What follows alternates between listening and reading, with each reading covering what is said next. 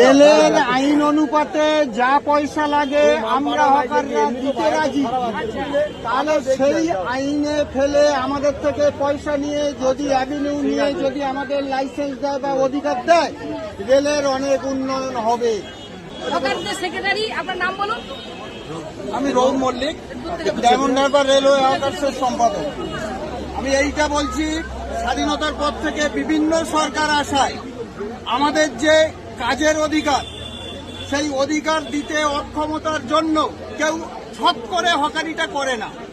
তাহলে আমরা আর্থিক অনটনে ভোগা, আমরা সমাজ বিরোধী কাজ করতে পারিনি, চুরি ডাকাতি করিনি, আমরা রেলের জায়গায় আশ্রয় নিয়ে আমরা জীবিকাটা করি।